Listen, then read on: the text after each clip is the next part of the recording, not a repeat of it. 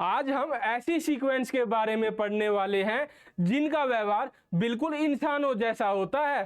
कुछ अपनी सीमा में रहते हैं, कुछ की कोई सीमा ही नहीं होती और कुछ अपने में बदलाव ही नहीं करना चाहते। हाँ दोस्तों, मैं सुमित, मैं आज के सेशन में सीक्वेंस सीरीज के बेसिक कॉन्सेप्ट को बताने वाला हूं। सबसे पहले मैं सीक्वेंस की डेफिनेशन को क्लियर करने वाला हूं। रियल एनालिसिस के अंदर हम सीक्वेंस, कांस्टेंट सीक्वेंस, बाउंडेड और अनबाउंडेड के बारे में आपको सोचना है। अब मान लीजिए कोई क्लास में बच्चा है, उसको हम अगर क्लास में छोड़ दें और उसको चार दीवारी से उसके अंदर बंद कर दे, क्या वो कभी बाहर जा पाएगा? सोचो। अगर हम उसी बच्चे को स्टेडियम में खुली जगह पे छोड़ दे, क्या वो खुली जगह में कभी एक जगह रह सकेगा? कितना बदलाव है। एक को तो बंद जगह में रखा गया है, एक को खुली जगह दी गई है। और एक ऐसा बच्चा होता है जो कि पूरे साल एक ही जगह रहता है, ना तो वो कहीं जा रहा है खुली जगह पे, ना वो कहीं पे बंद जगह पे रह रहा है। इन तीनों बच्चों में अलग अलग डिफरेंस होते हैं और यही हम नंबरों के साथ सीखते हैं। रियल एनालिसिस में हमें नंबरों का नेचर, वो नंबर क्या शो करना चाह रहे हैं, उसके बारे में सीखते हैं। स्कूल में, कॉलेज में हमें कभी भी इस डीप लेवल पे नहीं बताया जाता, लेकिन आज के सेशन में हम उनकी डेफिनेशन को बिल्कुल बेसिक से क्लियर करेंगे। सबसे पहले हम सीक्वेंस, किसी ने सोचा है सीक्वेंस क्या होती है? सीक्वेंस नंबर नहीं होता, सीक्वेंस को हम नंबर नहीं कह सकते। तो बताइए सीक्वेंस क्या होती है? सीक्वेंस को हम अरेंजमेंट कह सकते हैं। क्या कह सकते हैं? अरेंजमेंट।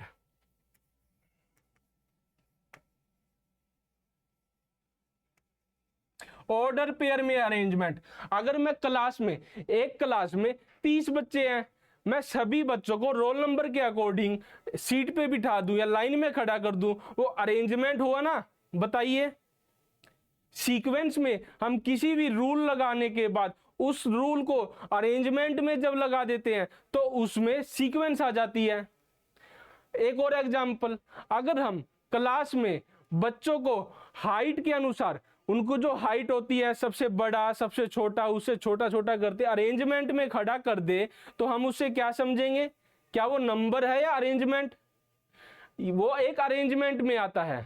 तो अरेंजमेंट को हम सीक्वेंस के अंदर डालते हैं।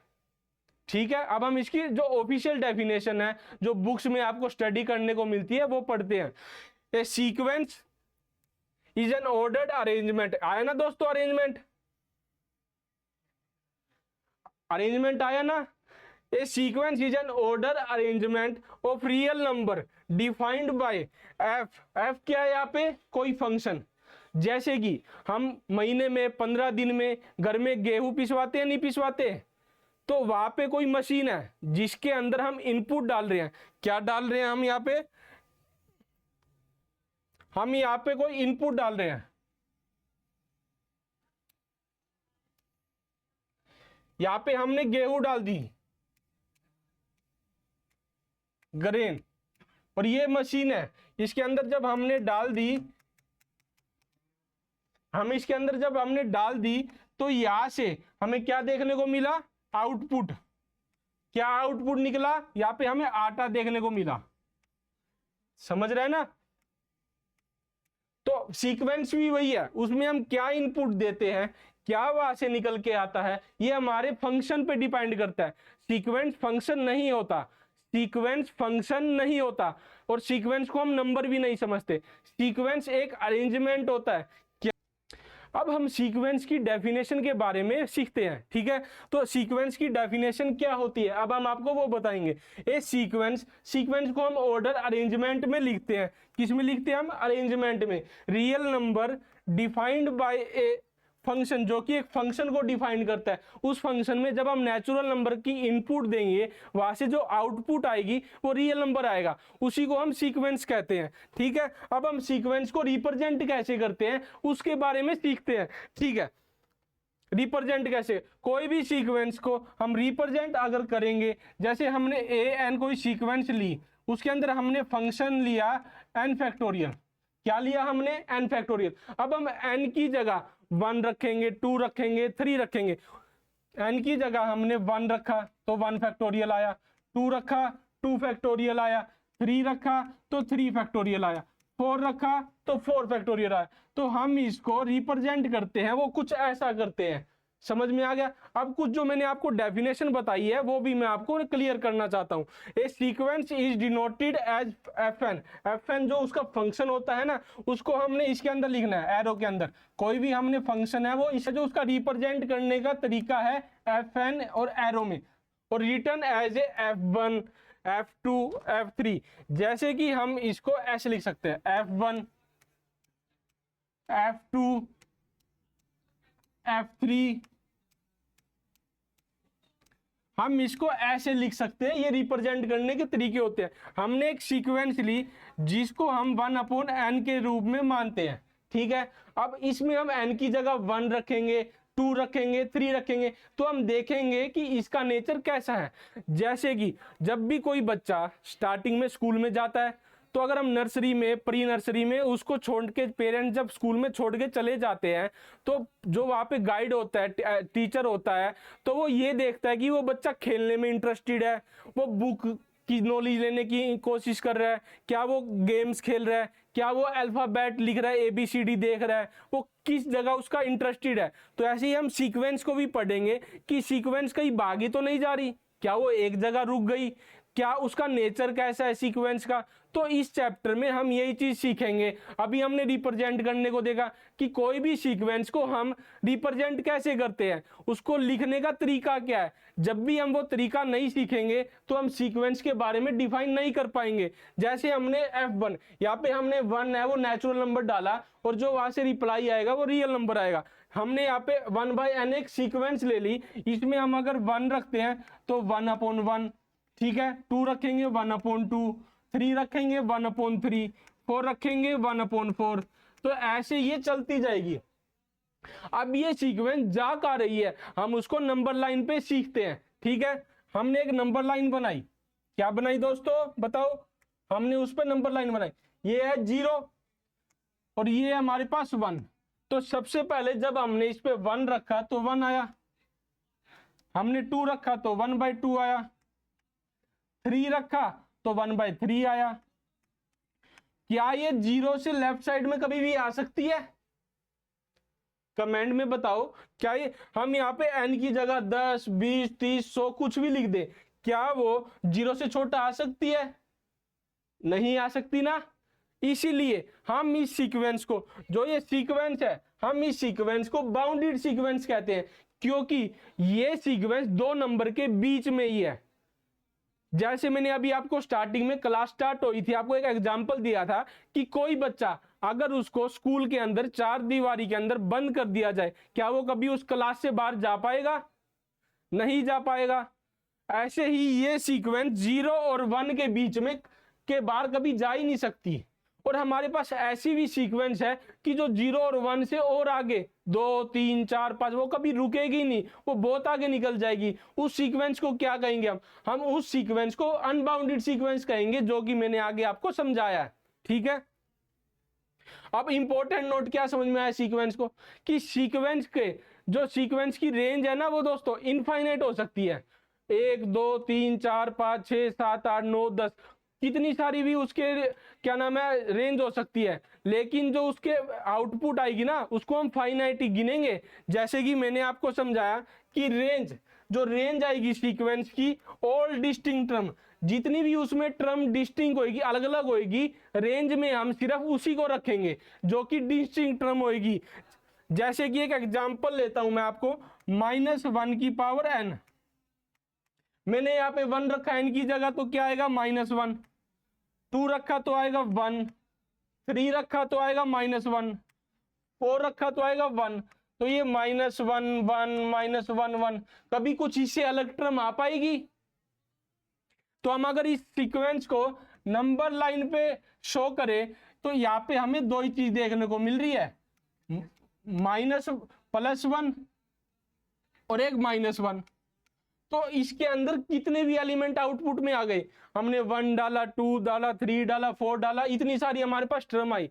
लेकिन अगर हम स्पेसिफिक अलग अलग टर्म देखें तो 2 ही टर्म है यहाँ पे, एक -1 है और एक +1 है। तो जितनी भी डिस्टिंक्ट टर्म होगी उसको हम रेंज में लिखेंगे, ठीक है। रेंज में कौन से एलिमेंट आते हैं, जो अलग अलग टर्म है, क्योंकि एक सीक्वेंस में आउटपुट तो बहुत सारी सीक्वेंस होगी, पर उनमें से कितने डिस्टिंक्ट टर्म है हमें वही बताना है सिर्फ रेंज में।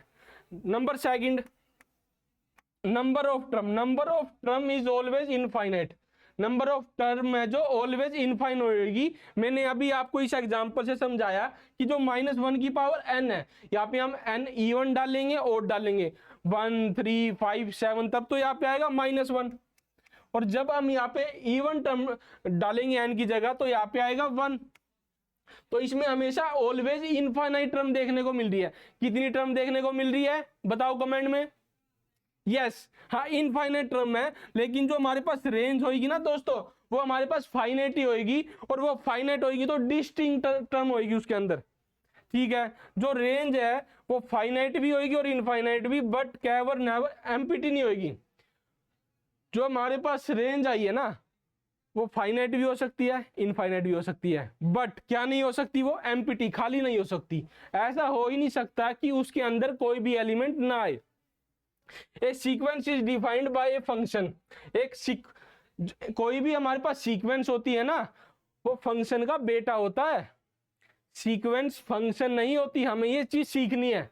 मैंने यहाँ पे अभी संचित से पूछा कि सीक्वेंस क्या होती है बताओ, तो क्लास से पहले उसने मेरे को कहा कि भैया जो सीक्वेंस होती है ना वो तो फंक्शन ही होती है। मैंने हंस दिया उसके बाद पे, मैं पर अब उसको रिप्लाई कर रहा हूँ कि सीक्वेंस है ना फंक्शन नहीं होती, फंक्शन का जो बेटा होता है, जो उसका छोटा रूप होता है ना, वही सीक्वेंस होती है। तो सबसे पहले फंक्शन आता है। तो फंक्शन का बेटा होता है ना, जो फंक्शन का जो बेटा होता है ना, वो सीक्वेंस होता है। क्या होता है फंक्शन का बेटा?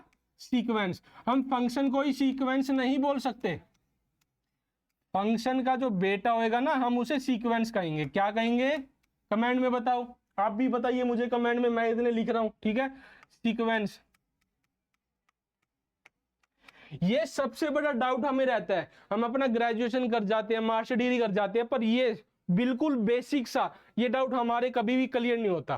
सब क्वेश्चन करवा के निकल जाते हैं, सब निकल जाते हैं, पर ये डाउट क्लियर होना बहुत जरूरी है, ठीक है। अब हम नेक्स्ट स्लाइड में चलते हैं। Constant sequence. हम अब छोटा सा एग्जांपल लेते हैं। हमारी क्लास, स्कूल, घर में कोई आसपास में कोई ऐसा बच्चा होता है जो कि 6 साल पहले भी वैसा है, आज भी वो वैसा है, और आज से 6 महीने आगे भी वैसा होगा। वो अपने अंदर कोई इंप्रूवमेंट नहीं करेगा। क्या नहीं करेगा? इंप्रूवमेंट। ना वो कुछ सीख रहा है, ना वो कोशिश कर रहा है। ट्राई कर ले, चल गलत हो रहा है, सही हो रहा है, वो एक अलग चीज है, उसका आउटपुट क्या आ रहा है। लेकिन अगर वो ट्राई भी नहीं कर रहा तो उसे ही हम कांस्टेंट सीक्वेंस कहते हैं।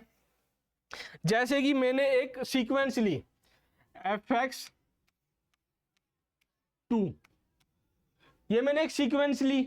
अब यहाँ पे मैं x की जगह 1 ले, 2 ले, 3 ले, रिप्लाई यहाँ पे कुछ x ही नहीं है, आउटपुट में कोई चेंज ही नहीं होगा। यहाँ पे मैं 1 डालूं f1 तो भी 2 आएगा। अब मैं f2 रखूं तो भी 2 आएगा। तो ये सीक्वेंस जो कि 2 2, तो ये सीक्वेंस कांस्टेंट सीक्वेंस है। हमारे आस पड़ोस में, स्कूल की क्लास में कुछ ऐसे बच्चे होते हैं जो कि उनके अंदर सीखने की वो इमोशन नहीं होते, कुछ सीखना नहीं चाहते। जब वो 5th क्लास में आए तब भी वैसे थे, हाफ टर्म आ गए आज भी वो वैसे है, जब एग्जाम हो जाएंगे तब भी वो वैसे हैं, नेक्स्ट सेशन में फिर वो कुछ नया ट्राई नहीं कर रहे, जिस जगह पे हैं वो वही रह रहे हैं। ऐसे ही मैथ में एक टर्म है जिसको कांस्टेंट सीक्वेंस कहते हैं। सीख लिया हमने, कितनी आसानी से हमने एक मैथ की डेफिनेशन को रियल लाइफ एग्जांपल से कनेक्ट करके सीख लिया। ऐसे ही अगर हम मैथ के कॉन्सेप्ट को अपने रियल लाइफ एग्जांपल से समझ लेंगे तो कॉन्सेप्ट को आप इतने चलते फिरते डेली रोज लाइफ में हम उस सीक्वेंस को, उस टॉपिक को यूज कर सकते हैं। हमें ग्रेजुएशन में, पोस्ट ग्रेजुएशन में ये थ्योरम बता दी जाती है, उसका यूज करना सिखाया नहीं जाता। मैं आपको डेली लाइफ से जुड़ी हुई, अब ये बाउंडेड है, जैसे मैंने आपको एग्जांपल दिया कि कोई बच्चा एक बंद कमरे में है, वो कई बार जा ही नहीं पाएगा, तो वो बाउंडेड सीक्वेंस का एग्जांपल है। अनबाउंडेड का क्या एग्जांपल है कि उसी बच्चे को मैं बाहर खेत में, स्टेडियम में छोड़ दूं, उसका मन कहीं भी करे, वो बाहर जा सकता है, इधर जा सकता है, उधर जा सकता है, तो उस बच्चे को अनबाउंडेड हो गया वो, क्योंकि उसकी लिमिट नहीं है। आज हम इस चैप्टर में बेसिक डेफिनेशन सीख रहे हैं, ठीक है। अब हमारे पास आ गई बाउंडेड सीक्वेंस। बाउंडेड सीक्वेंस जो कि मैंने अभी आपको एग्जांपल दिया, जैसे कि 1/n एक सीक्वेंस होती है जिसमें हम 1 रखें, 2 रखें, 3 रखें, तो वो हमेशा 0 और 1 के बीच में रहेगी। फर्स्ट हम n की जगह 1 रखेंगे, 1 आएगा, 2 रखेंगे, 1/2 आएगा, 1/3, 1/4, 1/5, 1/6, तो ये 0 से कभी भी छोटी हो ही नहीं सकती ये चीज। तो ये 0 और 1 के बीच में इसकी सभी टर्म आएगी, आप n की जगह कुछ भी रख लो, तो इस सीक्वेंस को बाउंडेड सीक्वेंस कहते हैं। अब हम इसकी डेफिनेशन समझेंगे। ए सीक्वेंस an, देखो अभी मैंने आपको रिप्रेजेंट करने का तरीका बताया था, कैसे रिप्रेजेंट करते हैं, इन्होंने देखो रिप्रेजेंट करा, मैंने डेफिनेशन में भी बताया। वो बाउंडेड कब होएगी, कोई एक के जो कि यार रियल नंबर से बिलोंग करेगा, जो सीक्वेंस है हमारी वो के और के से, इस के से तो बड़ी होगी और इस के से छोटी होगी। जैसे कि जो ये सीक्वेंस है हमारी, ये 0 से तो बड़ी है 1/n, बट ये 1 से छोटी है, ठीक है। जो हमारा ये है, ये लोअर बाउंड है, ये लोअर बाउंड, और इसमें क्या नाम है, अपर बाउंड। ये मैं आपको नेक्स्ट सेशन में बताने वाला हूं, ये लोअर बाउंड और अपर बाउंड क्या होता है, क्योंकि जो ये 0 है उसको हम लोअर बाउंड कहेंगे और जो ये 1 है उसको हम अपर बाउंड कहेंगे। इसके पीछे रीजन क्या है, ये वर्ड क्यों दिए, इसको मैं आपको नेक्स्ट सेशन में बताने वाला हूं। तो के है जो वो अपर बाउंड है, ठीक है। कोई भी ऐसी सीक्वेंस जिसका अपर बाउंड हो और लोअर बाउंड हो, मतलब कि वो दो चीजों के बीच में, अब हमारा घर होता है गली में, अगर वो गली के कोने पे है तो वो कहीं पे भी शुरू हो सकता है, लेकिन कोई घर हमारा बीच में है, इस तरफ भी घर है और इस तरफ भी घर है, तो वो जो घर है ना वो बीच में है, वो बाउंडेड हो गया। तो यही मैंने डेफिनेशन में बताया आपको। ठीक है, हम इसका रेंज लेते हैं। रेंज होती है जो बाउंडेड अबव और बिलो की, जो रेंज होती है ना, बाउंडेड अबव होता है जो कि सबसे बड़ा एलिमेंट है उसमें, और बाउंडेड बिलो वो एलिमेंट होता है जो कि उस रेंज में सबसे छोटा एलिमेंट है। जैसे कि ये 0 है, ये बाउंडेड बिलो है, और यहाँ पे जो 1 है वो बाउंडेड अबव है, ठीक है। अब हम इसका एग्जाम्पल दे रखा है 1/n, जो कि मैंने अभी आपको दिया कि, सॉरी दोस्तों ये माइक थोड़ा आज गिर गया, तो यहाँ पे हमने 1 रखा यहाँ पे n की जगह तो 1 आया, 2 रखा तो 1/2, 3 रखा तो 1/2, 1/3, और ये ऐसे चलता रहेगा, जो कि मैंने आपको समझा दिया, नंबर लाइन पे भी मैंने आपको शो कर दिया। तो एक बाउंडेड सीक्वेंस होगी।